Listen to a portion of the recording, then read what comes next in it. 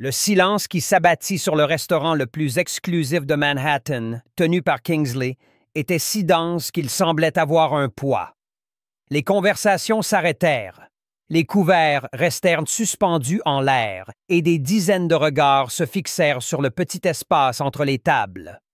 Lucas Montgomery, âgé de 10 ans, tremblait visiblement.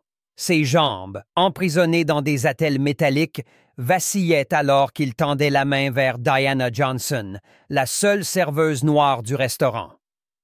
Le piano en direct venait de commencer une douce mélodie, et l'élan du garçon pour inviter quelqu'un à danser était survenu sans prévenir. « Monsieur, contrôlez votre fils. » La voix tranchante du manager, Thornton, brisa le silence. « C'est inapproprié. Ce n'est pas une salle de bal et nos employés ne sont pas là pour divertir les enfants. » Richard Montgomery, propriétaire de Montgomery Investments et l'un des hommes les plus riches du pays, déglutit difficilement. C'était la première fois qu'il emmenait Lucas dîner en public depuis l'accident qui avait partiellement paralysé ses jambes 2 ans plus tôt, une erreur qu'il ne répéterait pas.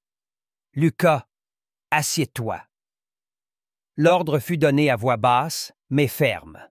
Diana resta immobile, son regard passant du manager au milliardaire, puis au garçon dont la main restait suspendue dans l'air. En 5 ans de travail ici, elle avait appris à devenir invisible, surtout pour des clients comme Montgomery. « Monsieur Thornton, je pars. Mon service est terminé. » Sa voix était calme tandis qu'elle retirait son tablier et le posait sur le plateau. Puis, à la stupéfaction générale, elle sourit à Lucas et prit sa main. « Je ne peux pas danser avec un tablier. » Richard se leva brusquement. « Que pensez-vous faire? » Diana soutint son regard. « J'accepte une invitation, monsieur. » Avant que quiconque puisse intervenir, Lucas fit un pas hésitant en avant. Son pied glissa péniblement sur le sol et le métal de ses attelles grinça. Mais Diana ne tenta ni de le guider ni de le presser. Elle adapta simplement son rythme au sien. « Elle sera renvoyée demain, » murmura une femme à la table voisine. Richard observait, paralysé. Un souvenir soudain le frappa. Élisabeth, sa défunte épouse, dansant avec Lucas dans le salon. « Ce n'est pas une question de perfection, » avait-elle dit. « C'est une question de connexion. » Alors que Diana suivait les pas maladroits de Lucas, quelque chose changea dans les yeux du garçon. La peur céda la place à une concentration intense. La honte laissa place à une fierté timide. Pour la première fois depuis l'accident, il n'était pas guidé, aidé ou corrigé. Il menait. « Monsieur Montgomery », la voix du manager interrompit ses pensées. « Je peux vous assurer que cela ne se reproduira plus. Elle sera dûment sanctionnée. »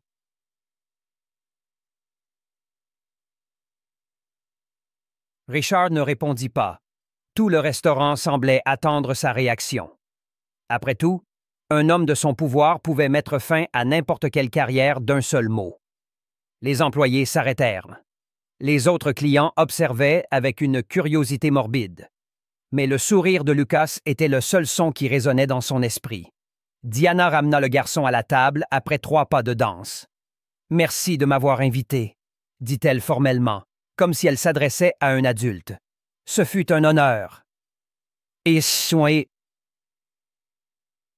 Lorsqu'elle se tourna pour partir, Richard l'arrêta. « Attendez. » Sa voix semblait différente, presque méconnaissable à ses propres oreilles. « Quel est votre nom complet? »« Diana Johnson, monsieur. » Richard hocha lentement de la tête. « Diana Johnson, » répéta-t-il, comme pour le mémoriser. Puis il sortit une carte de l'intérieur de sa veste et la lui tendit. « Mon bureau, demain à 10 heures. » Tout le restaurant retint son souffle. Diana accepta la carte sans montrer d'émotion, mais sa main trembla légèrement. « Papa !» appela Lucas alors qu'elle s'éloignait. « Pourquoi as-tu fait ça? » La question flotta dans l'air comme une accusation. Richard regarda son fils, et l'espace d'un instant, il ne vit pas seulement l'enfant qu'Élisabeth lui avait confié, mais un être humain complet dont les désirs et les besoins avaient été systématiquement ignorés pendant 2 ans. Alors que le dîner se poursuivait dans un silence gênant, personne ne remarqua le regard de Diana avant qu'elle ne parte. Pas un regard de peur ou de résignation, mais une détermination calme qui contrastait avec la tempête qui couvait dans les yeux de Richard Montgomery. Si cette histoire sur la dignité et la transformation touche déjà votre cœur, n'oubliez pas de vous abonner à la chaîne pour découvrir comment un simple geste de respect peut déclencher une révolution silencieuse capable de transformer des vies pour toujours. Le hall de la Montgomery Tower scintillait avec ses murs de verre et de marbre, réfléchissant la lumière matinale. Diana Johnson se sentit immédiatement déplacée dans sa meilleure tenue, une jupe bleu marine et un chemisier blanc achetés en solde. Les gens qui passaient à côté d'elle portaient des vêtements qui coûtaient probablement plus cher que son loyer mensuel. « Diana Johnson, pour voir M. Montgomery », dit-elle à la réceptionniste qui l'examina d'un regard clinique avant de passer un appel. « 18e étage, Mademoiselle Winters vous recevra. » Dans l'ascenseur, Diana prit une profonde inspiration, serrant son sac usé contre sa poitrine. Ce n'était pas de la peur qu'elle ressentait. C'était une détermination tranquille, fruit d'avoir affronté bien pire. Mademoiselle Winters était une femme d'une 40aine d'années, au regard perçant et à la posture impeccable. « Monsieur Montgomery est en conférence téléphonique. Veuillez me suivre. » Merci. Alors qu'elle traversait les couloirs aux parois réfléchissantes, Diana sentit les regards curieux des employés. Une femme noire escortée dans les bureaux exécutifs était suffisamment rare pour susciter des spéculations. « Il vous a fait renvoyer, n'est-ce pas? » demanda soudain Winters, lorsqu'elles furent seules dans une salle d'attente.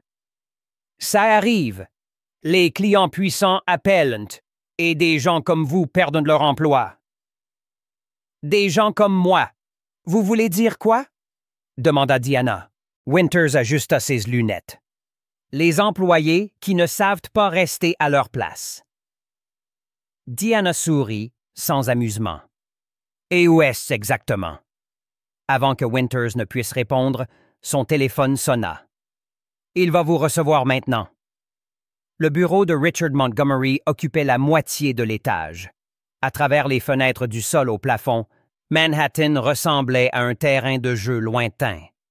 L'homme se tenait debout, contemplant la ville comme si elle lui appartenait.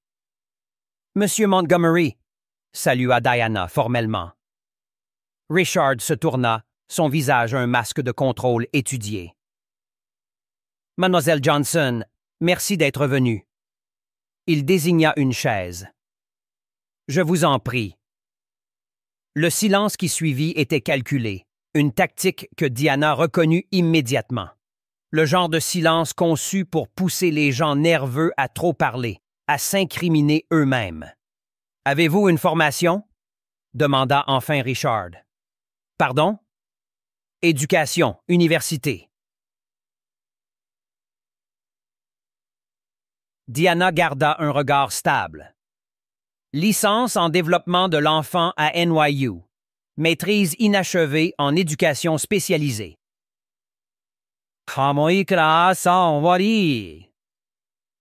Quelque chose passa sur le visage de Richard.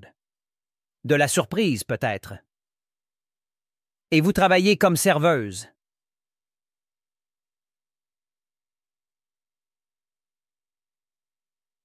J'ai 3 emplois, en fait. Le restaurant, une librairie le week-end, et je donne des cours particuliers quand je trouve des élèves. Richard s'approcha de son bureau, ramassant un dossier. J'ai fait des recherches sur vous, Mademoiselle Johnson. Je voulais comprendre qui était la personne qui... Il hésita. Qui a dansé avec mon fils. Il ouvrit le dossier, révélant des photos imprimées d'un centre communautaire. Freedom Steps. Vous l'avez fondé il y a 6 ans. Diana se redressa sur sa chaise. Je l'ai cofondé avec ma sœur, Zoé. Un programme de danse pour les enfants ayant des handicaps physiques. Richard feuilleta des documents. Qui est maintenant sur le point de fermer faute de financement. Diana ne montra aucune surprise. Bien sûr, il avait découvert tout cela en moins de 24 heures. Je ne suis pas venu ici pour vous demander de l'argent, Monsieur Montgomery. Alors pourquoi êtes-vous venu? Parce que vous m'avez invité. Richard rit doucement, un son sans joie. C'est juste. Il se leva à nouveau, agité. Je veux que vous travailliez pour moi. Diana cligna des yeux, sincèrement déconcertée. Comme serveuse chez vous? Le visage de Richard se durcit. Comme accompagnatrice thérapeutique pour Lucas. Le nom de son fils semblait difficile à prononcer. Diana remarqua que ses yeux se posaient brièvement sur une photo sur le bureau. Une femme souriante tenant un bébé. J'ai les meilleurs spécialistes du pays, poursuivit Richard. Physiothérapeute, neurologue, psychologue. Mais ce que vous avez fait hier... Il s'interrompit, comme si les mots le trahissaient. Ce n'était qu'une danse, Monsieur Montgomery. C'était la première fois que je le voyais sourire depuis l'accident. L'aveu était douloureux. Je ne veux pas une danseuse pour mon fils. Je veux quelqu'un qui peut faire ce que vous avez fait. Suivre, pas diriger. Diana étudia l'homme devant elle. Sous la façade de pouvoir et de contrôle, elle vit ce que d'autres ne verraient pas. Un père désespéré, perdu. « Je peux vous payer 5 fois ce que vous gagnez maintenant. » Diana se leva. « Non. » Richard sembla choqué, comme quelqu'un peu habitué à entendre ce mot. « Vous refusez une offre qui résoudrait vos problèmes financiers par fierté? »« Par dignité, » corrigea Diana calmement. « Et parce que votre fils mérite mieux que quelqu'un engagé pour faire semblant de s'intéresser à lui. » Elle se dirigea vers la porte, puis s'arrêta. Lucas n'a pas besoin de plus d'experts. Il a besoin d'espace pour mener sa propre vie. Elle sortit une carte de son sac et la posa sur le bureau. Cours de Freedom Steps, mardi et jeudi, 16 heures. Si vous voulez amener Lucas, le premier cours est gratuit. En partant, elle croisa Winters, qui avait manifestement écouté derrière la porte. « Vous venez de refuser une offre de Richard Montgomery, » murmura-t-elle, incrédule. « Êtes-vous folle? » Diana sourit. « Peut-être, mais je préfère être folle que d'être une propriété. » Le mercredi suivant, Diana était à l'accueil du centre communautaire lorsque Zoé, sa sœur et cofondatrice du projet, accourut. « Il y a une Bentley garée dehors, » murmura-t-elle, ajustant nerveusement son hijab. « Et tu ne devineras jamais qui est dedans. » Par la fenêtre, Diana vit la voiture luxueuse. Lucas était à l'arrière, regardant anxieusement dehors. Richard restait au volant, les mains sur le volant, comme en proie à une bataille intérieure. « Il ne rentrera pas, » prédit Zoé. « Les hommes comme lui ne viennent pas dans des endroits comme celui-ci. » Diana sourit, se souvenant du regard de Lucas pendant ces brefs instants de danse. « Ne sous-estime pas le pouvoir d'un fils déterminé. » Alors qu'elles observaient, la portière s'ouvrit. Lucas descendit lentement, ajustant ses attelles. Puis, à la surprise générale, Richard descendit aussi. Le milliardaire semblait déplacé dans son pantalon décontracté et son pull, une tentative évidente de s'habiller moins formellement, mais criant toujours le privilège. « Je t'avais dit qu'il viendrait, » murmura Diana, plus pour elle-même. Zoé la fixa. « Qu'as-tu fait? » Diana ne répondit pas, mais ses yeux brillaient d'un secret que même sa sœur ne connaissait pas entièrement. Dans son petit appartement du Bronx, caché sous son lit, se trouvait un carnet rempli de notes sur des enfants comme Lucas et des hommes comme Richard Montgomery. Des années d'observation, de recherche et un plan qui avait commencé par l'acceptation d'une simple invitation à danser. Ce que Richard Montgomery ne savait pas, ce qu'il ne pouvait imaginer dans son monde de tours de verre et de comptes bancaires illimités, c'était que Diana Johnson n'était pas seulement une serveuse qui avait accepté de danser avec son fils. C'était une femme avec une mission. Et son empire d'isolement et de privilèges était sur le point de faire face à son plus grand défi. La simple vérité que certaines des plus grandes leçons de la vie ne peuvent être achetées. Elles doivent être vécues. Freedom Steps opérait dans un ancien entrepôt communautaire. Des affiches faites à la main décoraient les murs avec des phrases comme « Votre rythme »,« Vos règles » et « Chaque mouvement compte ». Lorsque Richard et Lucas entrèrent, des enfants avec divers dispositifs de mobilité s'entraînaient à des mouvements libres au son d'un rythme léger. « Monsieur Montgomery », Diana s'approcha, portant des vêtements simples avec le logo du programme. « Bienvenue. » Lucas observait les enfants avec admiration. Une fille en fauteuil roulant tournoyait en cercle précis, tandis qu'un garçon avec une jambe prothétique créait une séquence de pas. « Ça semble chaotique », commenta Richard, visiblement mal à l'aise. « Il y a une structure, » répondit Diana. « Ce n'est simplement pas celle que vous reconnaissez. » Elle se tourna vers Lucas. « Veux-tu te joindre à eux? » Le garçon hocha la tête avec enthousiasme, mais regarda son père, hésitant. « Vas-y, » dit Richard, tendu. « Je serai là. » Alors que Diana guidait Lucas vers le groupe, Zoé s'approcha de Richard et lui offrit une chaise. « Le premier jour est toujours le plus difficile, » commenta-t-elle. « Pour les parents, pas pour les enfants. »« Ce n'est pas de la thérapie, » rétorqua Richard. « J'ai engagé les meilleurs spécialistes en réhabilitation. »« Et comment cela fonctionne-t-il pour Lucas? » demanda Zoé doucement. La porte du studio s'ouvrit. Une femme plus âgée entra, s'appuyant sur une canne ornée. Elle avait des cheveux gris en tresse élégante et une présence imposante. « Dr. Elaine Mercer », murmura Zoé, neuroscientifique spécialisée dans la plasticité cérébrale, retraitée de Harvard.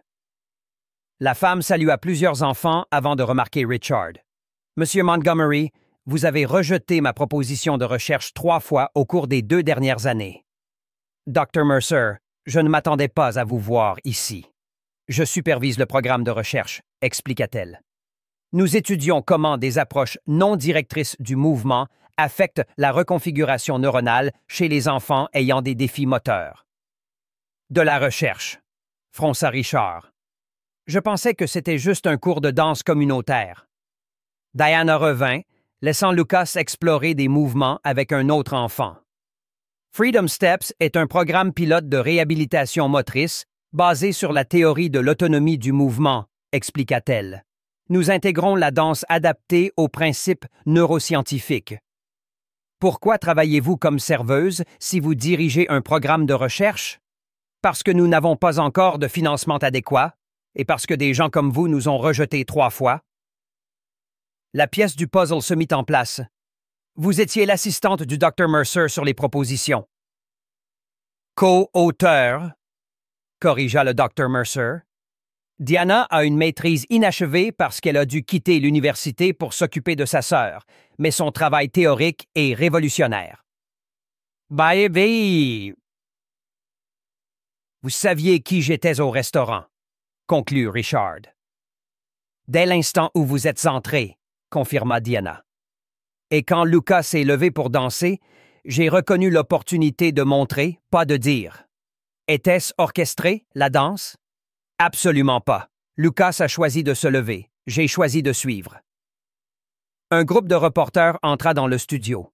Richard se tendit immédiatement. Qu'est-ce que c'est? Deuxième partie du plan, sourit légèrement Diana. Zoé montra à Richard un article fraîchement publié. Une méthodologie révolutionnaire de réhabilitation motrice montre des résultats prometteurs. Nous avons publié nos premiers résultats aujourd'hui, expliqua le Dr. Mercer, et nous avons invité la presse. Vous avez utilisé mon fils pour un coup de pub.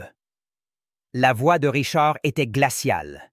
Diana le conduisit dans une pièce adjacente où des photos de dizaines d'enfants ornaient les murs, chacune accompagnée de statistiques de progrès manuscrites. Sur le dernier mur, un cadre vide. « Qu'est-ce que c'est? » demanda-t-il. « Notre avenir. Le centre de réhabilitation complet que nous pourrions construire si nous avions les ressources. 500 d'enfants par an au lieu de 50. Vous avez tout orchestré, murmura Richard. La danse, la réunion, m'amener ici le jour de la presse. J'ai vu une opportunité et je l'ai saisie. Il y a 4 mois, quand vous avez annulé notre réunion sans lire la proposition, je me suis promis que je trouverais un moyen. Diana, interrompit Zoé. Qui est-ce ça? C'est Lucas. Ils se précipitèrent dans la salle. Lucas était au centre, entouré d'autres enfants. Quelqu'un avait coupé la musique et tout le monde regardait en silence. Le garçon avait retiré l'une de ses attelles et essayait de s'équilibrer avec un seul support. « Lucas! » Richard fit un pas en avant, mais Diana l'arrêta. « Attendez, » murmura-t-elle. « Regardez. » Lucas prit une profonde inspiration concentrée. Puis, à la stupéfaction générale, surtout celle de son père, il fit un pas complet sans soutien total. C'était petit, tremblant, mais entièrement le sien. Les enfants applaudirent. Les flashs des appareils photo crépitèrent. Le visage de Richard, habituellement composé et indéchiffrable, était maintenant exposé, des larmes contenues brillant dans ses yeux. « C'est pourquoi nous avons créé Freedom Steps, » dit doucement Diana. « Ce n'est pas une question de pas parfait, c'est une question de premier pas, seul. » Richard observa son fils, non pas comme un problème à gérer, mais comme une personne complète, découvrant sa propre force. « Cela aurait pu être fait sans me manipuler, » dit-il enfin. « Cela aurait pu si vous aviez répondu à nos appels ou lu nos propositions 3 fois. » Les reporters remarquèrent Richard. Un murmure grandit alors que Lucas, inconscient de la tension, continuait à pratiquer son nouveau pas avec une expression de pure concentration. Richard Montgomery était acculé. Devant lui, 2 options. Se retirer dans la colère, confirmant à la presse sa réputation de froid et calculateur, ou embrasser le moment que son fils avait créé. Entre le pouvoir qu'il avait toujours exercé et la liberté dont son fils avait besoin, Richard se trouvait en territoire inconnu, où ni son argent ni son influence ne définissaient le prochain pas. Son regard passa de son fils souriant au reporter attendant sa réaction. L'humilité n'était pas une vertu dans son vocabulaire, mais en voyant la transformation sur le visage de Lucas, quelque chose en lui commença à se briser.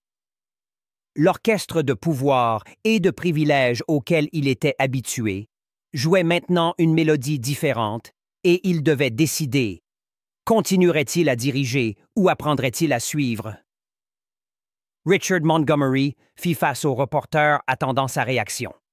Son fils venait de faire un pas seul devant les caméras, et Diana Johnson l'avait habilement conduit à cet instant impossible. « Monsieur Montgomery, » s'approcha un reporter, « pourriez-vous commenter votre présence à Freedom Steps aujourd'hui? Est-il vrai que votre fondation a rejeté le financement de ce programme 3 fois? »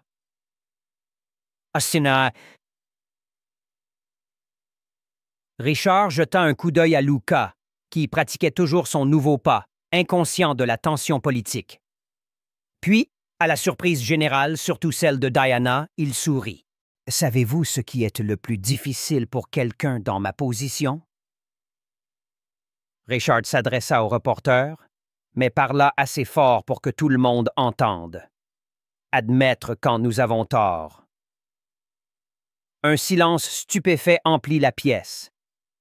La Fondation Montgomery est heureuse d'annoncer un engagement à financer entièrement Freedom Steps pour les 5 prochaines années et à construire un centre de réhabilitation permanent basé sur la méthodologie développée par le Dr. Mercer et Mademoiselle Johnson.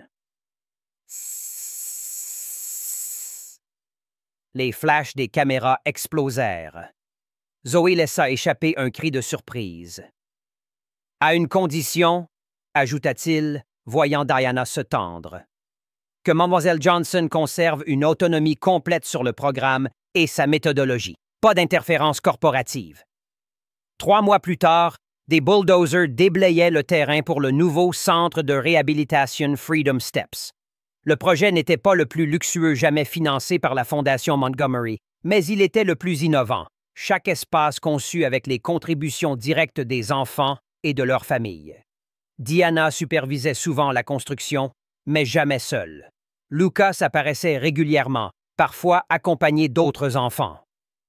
Et à la surprise continue du personnel, Richard Montgomery se présentait aussi, observant silencieusement les progrès.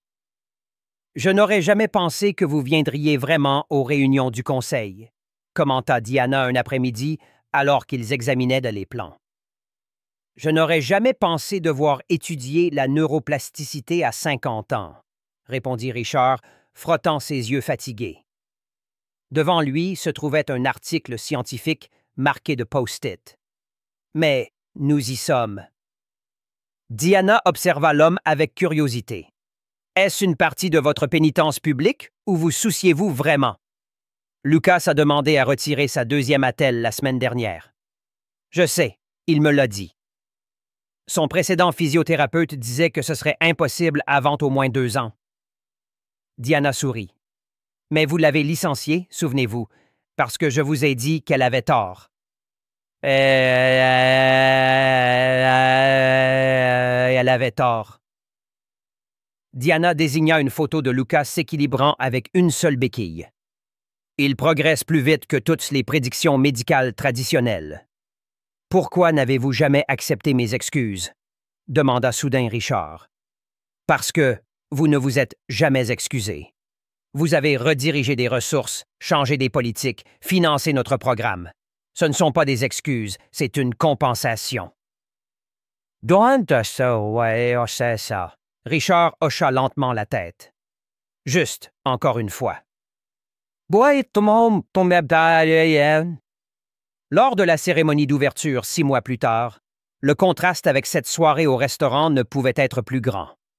L'immense espace adapté était rempli d'enfants avec divers dispositifs de mobilité, tous se déplaçant librement. Au centre de la salle principale, Lucas, ne portant plus qu'une attelle légère sur la jambe gauche, menait une petite routine chorégraphiée avec 3 autres enfants. Ses mouvements étaient encore limités, mais ils s'écoulaient avec une confiance qu'aucun médecin n'avait prédite. Richard observait de loin, sans intervenir. « Il n'a plus besoin que vous le souteniez, » dit Diana, s'approchant doucement. « Non, » acquiesça Richard. « Mais il a encore besoin que je sois là. C'est une différence cruciale. » Richard se tourna pour lui faire face. « Merci, » dit-il simplement. « Pourquoi exactement? » « Pour m'avoir appris à suivre. » Un reporter s'approcha. « Monsieur Montgomery, que ressentez-vous en voyant les progrès de votre fils? » Richard regarda Lucas, qui aidait maintenant une fillette plus jeune à trouver son équilibre.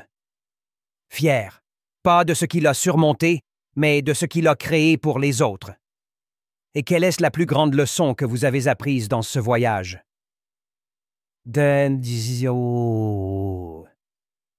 Richard Montgomery, l'homme autrefois connu uniquement pour son empire financier, regarda directement la caméra. Que les vrais leaders ne sont pas ceux qui guident les autres sur le chemin qu'ils croient juste, mais ceux qui ont le courage de suivre quand quelqu'un leur montre une meilleure voie. 1 an plus tard, le programme Freedom Steps s'étendit à 3 nouvelles villes. Diana reçut le prix de l'innovation en réhabilitation pédiatrique et sa méthodologie commença à être mise en œuvre dans des hôpitaux à travers le pays. Lucas, n'utilisant plus qu'une canne légère les jours difficiles, s'inscrivit dans une école régulière et devint un porte-parole jeunesse pour le programme, inspirant d'autres enfants à trouver leur propre rythme. Et Richard apprit la leçon la plus dure et la plus précieuse de toutes. Le vrai pouvoir ne réside pas dans le contrôle de chaque mouvement, mais dans le fait de savoir quand il est temps de faire un pas en arrière et de laisser les autres mener la voie. Dans un monde où les puissants changent rarement de perspective et où ceux sans pouvoir restent souvent dans l'ombre, l'histoire de Richard, Diana et Lucas nous rappelle que la véritable transformation se produit lorsque nous franchissons les frontières invisibles qui nous séparent. Quand un milliardaire apprend d'une serveuse, quand un père suit les pas de son fils. Si cette histoire sur la manière dont un simple geste de dignité a changé des vies pour toujours a touché votre cœur, assurez-vous de vous abonner à notre chaîne, car nous croyons que les révolutions les plus profondes ne commencent pas par de grands manifestes ou des fortunes de milliards de dollars. Elles commencent quand quelqu'un a le courage de faire un premier pas authentique et qu'un autre a la sagesse de suivre.